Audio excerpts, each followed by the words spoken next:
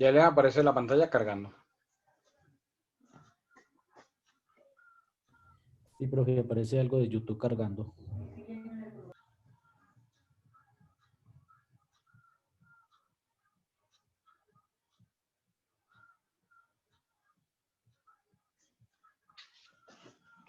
Aló. Bien, sí recibió el correo.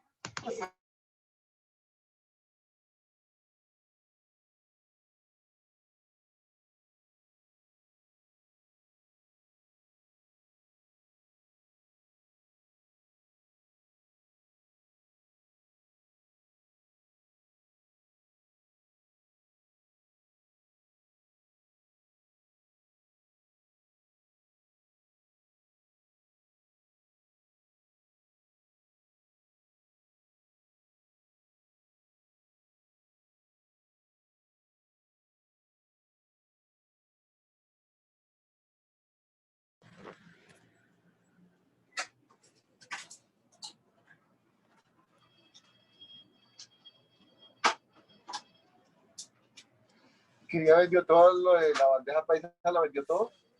Muchas gracias. Hasta luego.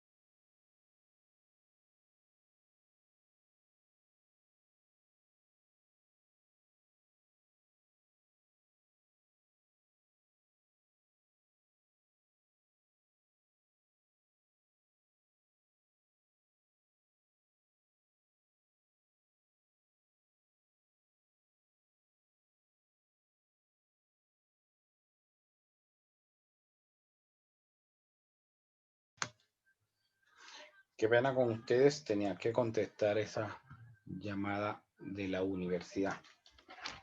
Bueno, les aparece la pantalla, ¿cierto? Sí, señor. Sí, señor.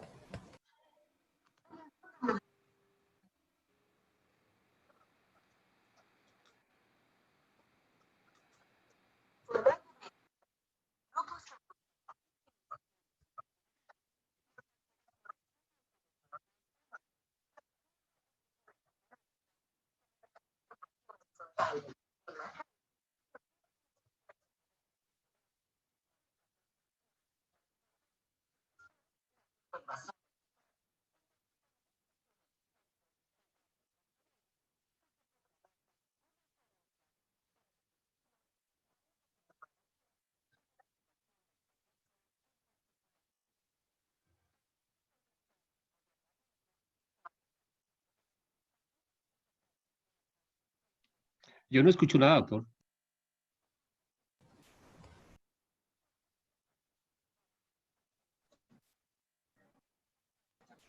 Debe ser porque el profesor no está hablando nada, don Oscar. Es que pensé que decía algo en el video. No, no está hablando Oscar, no te preocupes.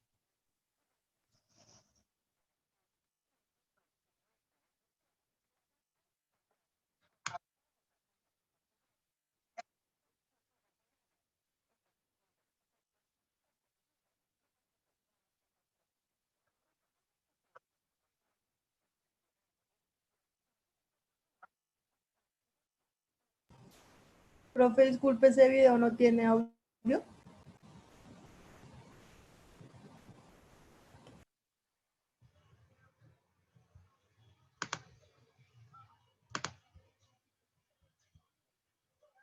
Me decía. Es que no se escuchaba nada. O sea, no se escuchaba. ¿No se escucha, doctor? ¿No escucharon nada desde el principio? Nada. señor. Nada. Nada, Solo las nada. Bueno, imágenes. el video está ahí en el aula virtual. Entonces, véanlo, ya les digo, la duración son 5 minutos. Véanlo y ya entonces continuamos para que puedan entonces escuchar el contenido completo del documento. Está en el aula virtual, en la sesión 20.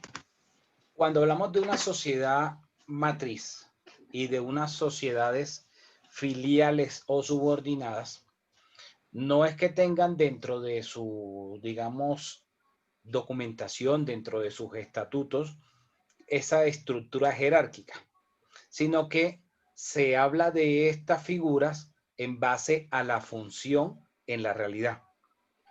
Por ejemplo, una sociedad, cualquiera que sea, dentro de sus socios, dentro de sus accionistas, puede tener como socios personas naturales o jurídicas. Entonces, al tener como socio una persona jurídica, dependiendo del porcentaje de participación que tenga esa sociedad accionista, puede controlar la otra sociedad que se está constituyendo. Entonces ahí es donde hablamos de que sí sería subordinada de la otra sociedad. Porque para nadie es un secreto y no está mal, o sea, no tiene nada de malo, que el socio que más tiene dinero en la sociedad sea el que muchas veces como que vaya marcando el camino, ¿sí? Como la hoja de ruta, como la pauta. Y como de pronto coloquialmente se dice que el que tiene plata marranea, ¿cierto? Ustedes han escuchado eso. Y lo vemos al interior de las sociedades cuando se van a adoptar decisiones, como por ejemplo si se aprueba la entrega de si se hace el reparto de las utilidades, cómo se hace el reparto, entonces ahí va a pesar el que más participación tiene, ¿sí? O digamos el que más plata tiene dentro de la sociedad. Entonces, si en la sociedad uno de esos socios es otra sociedad y esa otra sociedad tiene la mayoría del capital en esta sociedad, va a ejercer un control. en cuanto a las decisiones que se adopten. Por eso ahí se habla de una sociedad subordinada. ¿Ok? Hablamos profe, de... perdón, ¿y cuándo es de la participación del 100%? Es decir, digamos que dentro de la empresa haya un 100% de participación en temas de sociedades. ¿Ahí se actuaría como división de grupo o sería la misma filial? Ya ahora voy a poner unos ejemplos de grupos económicos influyentes o, digamos, más reconocidos en el país, Ok.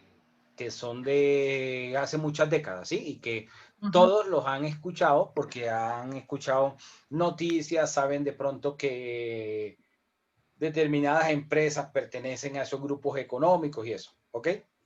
Profesor, Ok, profe, gracias. en ese modelo está, digamos, la organización Ardinda Lule, que tiene ingenios y a su vez producciones de gaseosas y eso, pero mi pregunta va más, ¿cada empresa puede tener una figura o puede estar constituida, unas como sociedad anónima, otras como limitada, o Claro, eso es una línea no, para todos? ¿Deben ser análogas en eso o no. cada una es independiente en su... Cada Totalmente sociedad es independiente. independiente. Cada sociedad Perfecto. puede Totalmente tener independiente. su, digamos, su propio Cultura, tipo societario. ujú. Entendiendo que de pronto alguna puede ser limitada, quizás otra puede ser SAS, quizás otra puede ser sociedad anónima, ¿sí? Lo que va a determinar que hacen parte de un grupo económico es el control que haya al momento de tomar las decisiones, es decir, cuando se reúnen en la asamblea. Eso es lo que va a determinar el control.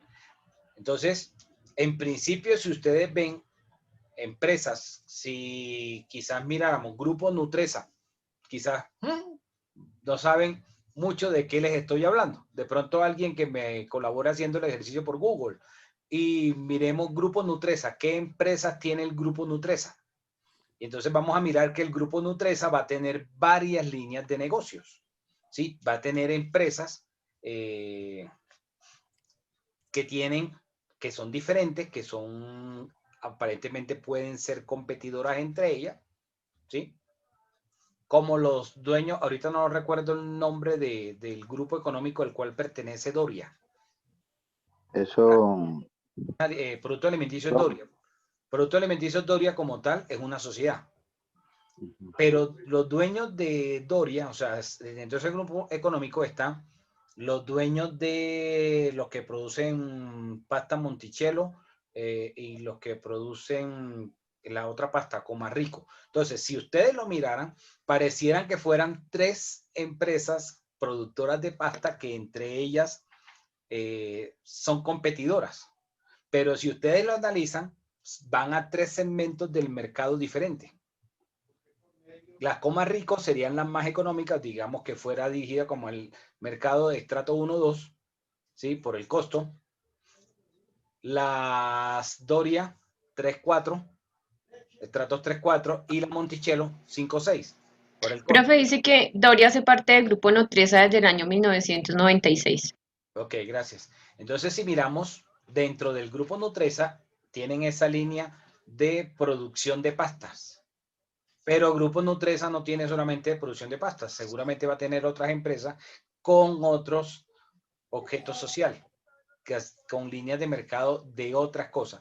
Entonces, cuando hablamos del grupo económico, donde hay una sociedad que es la controlante, que sería la sociedad matriz, y otras sociedades hijas, que sería la filial, aquella que está directamente, digamos, o en la línea directa de la matriz, y las subordinadas, aquellas donde hay esa participación de una forma indirecta, se está sobre esas, como veíamos ahí en el video. No significa que todas tienen que dedicarse exactamente a lo mismo, ¿ok? O sea, pueden Doctor, tener objetos diferentes. Dime.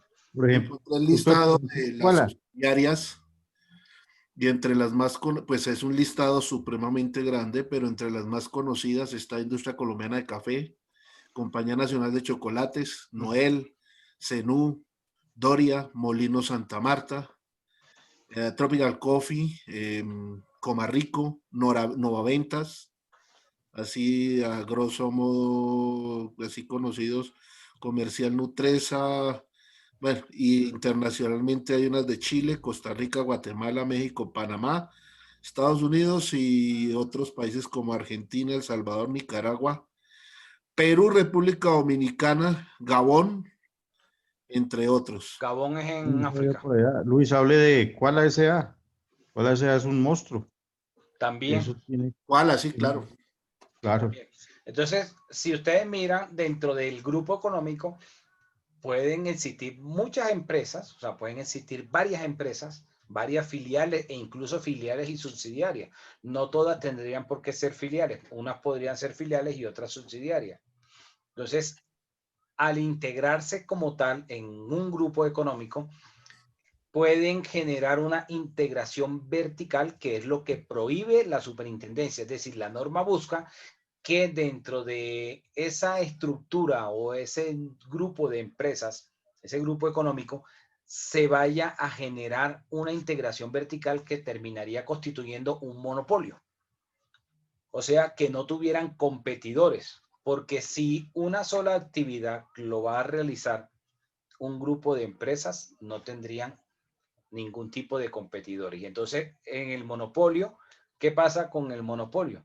Que la empresa sería la que pone las condiciones y no el mercado. Cuando nosotros tenemos con varias personas o varias empresas que compiten entre sí, cualquiera que sea el mercado o la línea o el segmento en el mercado, ustedes van a ver que termina beneficiándose es el consumidor, porque entonces el consumidor puede decir, bueno, Claro no me gusta porque Claro me está incumpliendo, Claro está fallando con tal cosa, entonces yo dejo de contratar con Claro y me voy con el competidor, me voy con Movistar. Después Movistar ya no me gusta, entonces dejo de contratar con Movistar y me voy con UNE. Luego, si ya UNE no me gusta, entonces me puedo ir con ETV y tengo varias opciones en el mercado. Entonces, esa dinámica es lo que hace, o lo que en economía se conoce como la oferta y la demanda, ¿sí? En que teniendo una variedad, entre ellos compiten y el beneficiario, ¿quién va a ser? El consumidor. Entonces, si no hay competencia, si no hay competidores, sino que uno solo sea el que presta el servicio, el que realiza tal actividad, esa persona es la que va a tratar de imponer las condiciones y no el mercado. ¿Sí? Eso es lo que trata de evitar la ley, de que en esa integración, en esos grupos, se creen varias empresas que desarrollen la misma actividad y terminen luego como un grupo económico haciendo una integración vertical. Es decir, que todo va a estar controlado por la sociedad matriz. Por eso se habla de la integración vertical, es decir, hacia arriba. Esa es la situación que la norma, que la Superintendencia de Sociedades trata de evitar al máximo. Y ellos intervienen las sociedades cuando perciben. Entonces, como ustedes vieron, no es que hayan ciertos requisitos para que se constituya un grupo económico. Prácticamente sería que una participe de otra. Ahora, ¿cómo van a saber si hay un grupo económico? Si suponiendo todas fueran sociedades anónimas o sociedades por acciones simplificadas, donde no se conoce quiénes son los accionistas. Los accionistas o socios son reservados, o sea, ustedes van y sacan un certificado de productos alimenticios Doria y ahí no le va a aparecer quiénes son los socios. Le va a aparecer el representante legal. Entonces, si es una sociedad anónima y tiene junta directiva, va a aparecer los miembros de la junta directiva y el revisor fiscal. Pero no va a aparecer quiénes son los accionistas, quiénes son los socios. Entonces, a veces determinarlo a simple vista, si hay una integración entre varias empresas, no es tarea fácil. No es una tarea nada fácil. Entonces, la superintendencia trata de, digamos, con las herramientas legales que tiene, de evitar estas situaciones para que no se aprovechen del mercado, para que no termine afectándose al comercio como tal. ¿Ok? Preguntas sobre las matrices, las subordinadas y las filiales. Profe, Está claro, profe.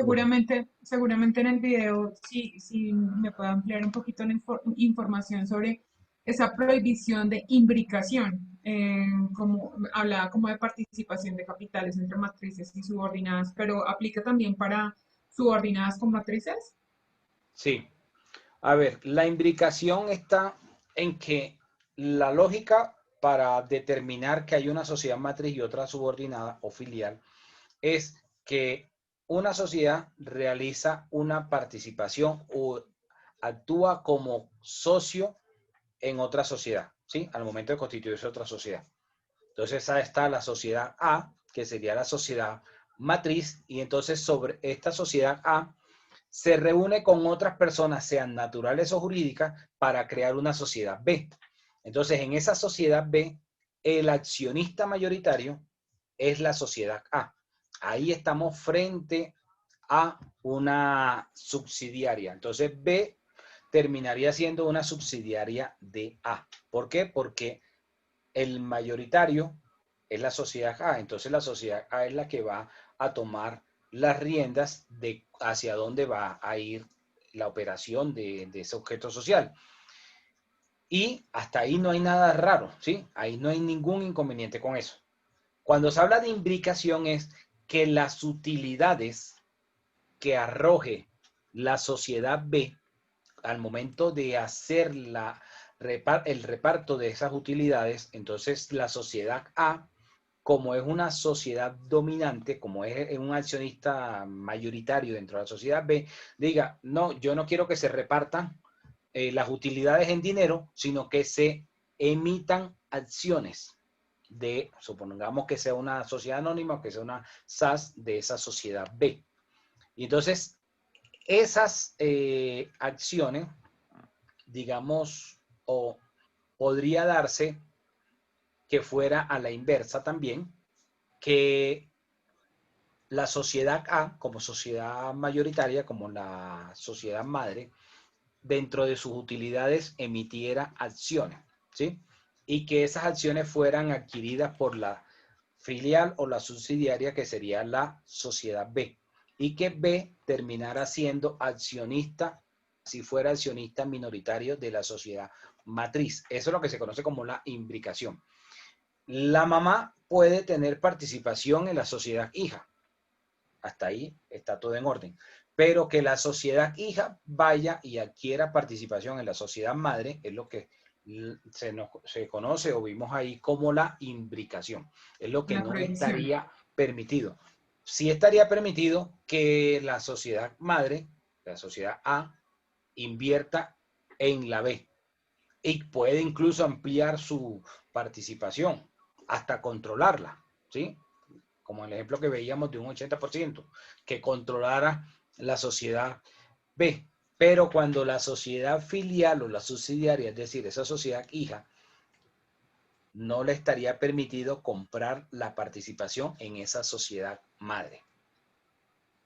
¿Sí? Sí me hago entender. ¿Por qué? Porque Total. al final sería muy complicado ver, es muy fácil determinar, bueno, esta es la sociedad controlante, esta es la sociedad matriz y tiene una participación en la sociedad hija, ¿sí? En la filial o la subsidiaria, pero que la otra sociedad, que es la filial, también venga e invierta en la sociedad matriz, entonces como que se mezcla demasiado y se pierde pues la esencia. Entonces, bueno, ¿cómo así que el uno tiene participación en la otra, pero la otra viene y también tiene participación en esta? Esto es lo que busca la norma que trata la norma de evitar ese tipo de situaciones. Que el No hay chiquito se quiere muy límite grande. para que una sociedad pueda participar en la constitución de otra. No hay límite. O sea, una sociedad puede crear o puede ser accionista en otras, en muchísimas, como vimos aquí con el ejemplo de Nutresa. Vieron todas las empresas que hacen parte del grupo Nutresa. ¿Por qué hacen parte del grupo Nutresa? Porque Nutresa como tal, o esa sociedad anónima principal, tiene participación como accionista en las otras empresas que son las filiales y las subsidiarias. Pero que esas donde tiene participación no puede adquirir acciones de la sociedad madre, de la sociedad matriz. Miremos aquí unos ejemplos de grupos económicos como La organización Ardila Lule. Ustedes han escuchado, conocen al señor Carlos Ardila Lule, ¿cierto? Uno de los hombres más ricos del país y está, según la revista Forbes, está en una de las personas más ricas del mundo. El Grupo Santo Domingo, que miramos, tiene participación en la industria cervecera, también en el transporte aéreo, tenía seguros y participación en banco, en periódicos. El Grupo Luis Carlos Sarmiento Angulo, que es lo que conocemos hoy como el Grupo Aval, donde están los bancos de Bogotá, el Banco Occidente, el Banco Popular, Avevilla, el Sindicato Antioqueño, ¿sí? Que es donde está la Compañía Nacional de Chocolates, donde está Fabricato, donde está Acerías Pal del Río. Bueno, el Sindicato Antioqueño creo que sería lo que hoy conocemos como el Grupo Nutresa. Y así hay muchísimos grupos económicos en el país. Entonces, una sociedad, si le va bien, esa sociedad puede ayudar en la constitución o en la generación de otras sociedades nuevas que se dediquen a la misma actividad, al mismo objeto social o a un objeto social completamente diferente. Es decir, no hay reglas. No hay reglas en que tienen que ser, si la sociedad controlante o la sociedad matriz es una sociedad anónima, entonces las sociedades filiales o las subsidiarias tienen que ser sociedades anónimas. No.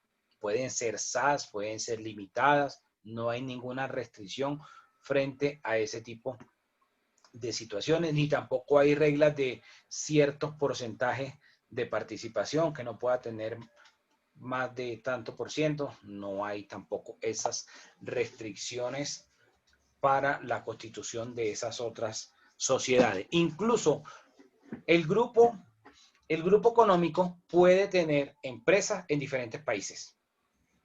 No significa que el grupo económico solamente va a tener en determinado país empresa. Puede tener en otros países también, siempre y cuando lo que va a determinar que hacen parte de un grupo económico es la participación en ese capital.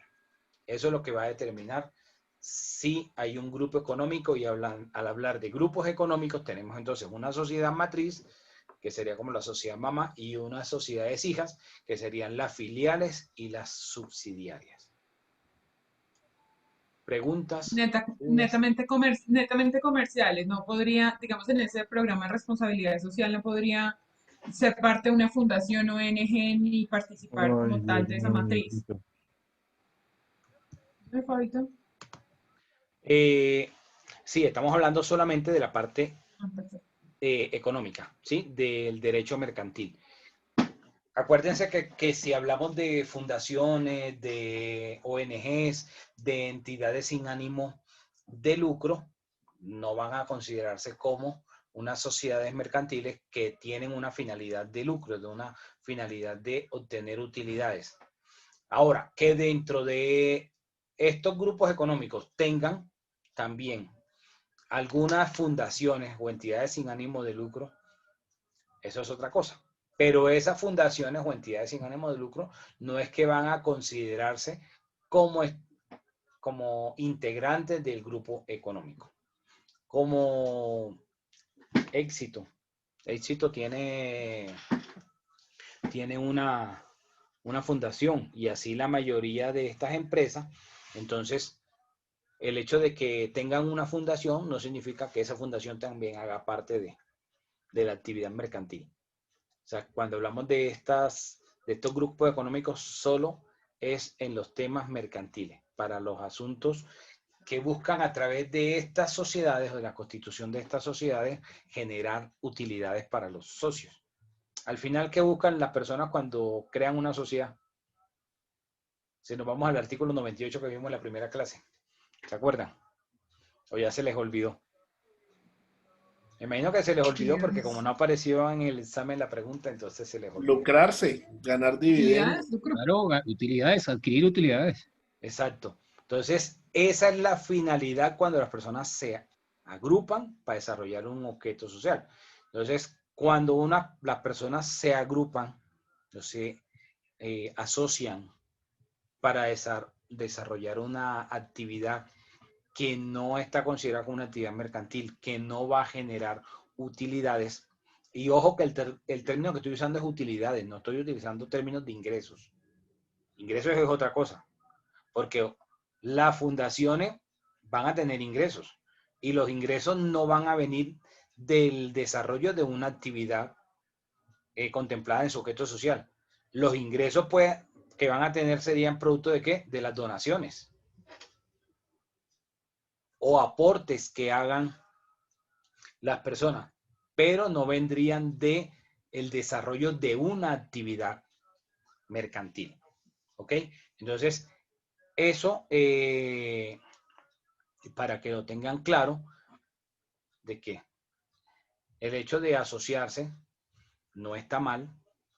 Lo que hay que determinar es cuál es la finalidad de agruparse, de asociarse, de que esas personas hagan un parche y digan, vamos a llamar esta asociación de tal forma. ¿Cuál va a ser la finalidad? Eso es lo que quiero que quede en la retina de ustedes. Seguramente nos veremos en este camino de la vida, como dice la canción, nos veremos más adelante en otras clases, o nos veremos en el consultorio jurídico y centro de conciliación, pero que ustedes puedan determinar, bueno, cuando me piden una asesoría, cuando me piden un concepto, frente a esa sociedad o esa asociación, esa agrupación de personas, ¿cuál va a ser la finalidad de esa asociación? Si la finalidad va a ser desarrollar una actividad mercantil para obtener unas utilidades, estamos frente a una sociedad mercantil como tal. Y hay que constituirse como una sociedad mercantil. Cualquiera de las 6 que vimos, pero hay que constituirse como una sociedad mercantil. Pero si la asociación de esas personas es para realizar una actividad en beneficio de tal cosa, o sea, no perseguir un lucro, sino más bien algo filantrópico. Algo filantrópico, entonces estamos frente a una entidad sin ánimo de lucro. Entonces no hay que analizar los beneficios que le traería tener una entidad sin ánimo de lucro versus constituirse como una sociedad mercantil. Porque muchas veces la gente piensa al revés. Quieren obtener unas utilidades a través de unos ingresos que se reciban por una entidad sin ánimo de lucro. Y es lo que la norma prohíbe. ¿Sí? ¿Alguna pregunta final sobre el tema?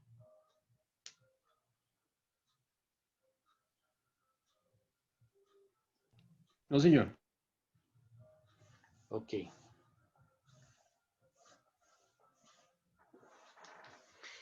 Bueno, entonces,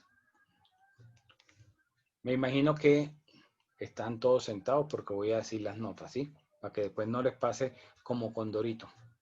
¿Sí o no, corredor? ¿Te acuerdas de Condorito? Plop. El Condorito corredor. ¿Tienes el micrófono apagado? Sí conociste Condorito, ¿no? Claro, sí. Que hacía plop. De pronto May no conoció Condorito, ¿sí? No, May era muy niño cuando eso oye. Sí, pero yo lo veía en un periódico.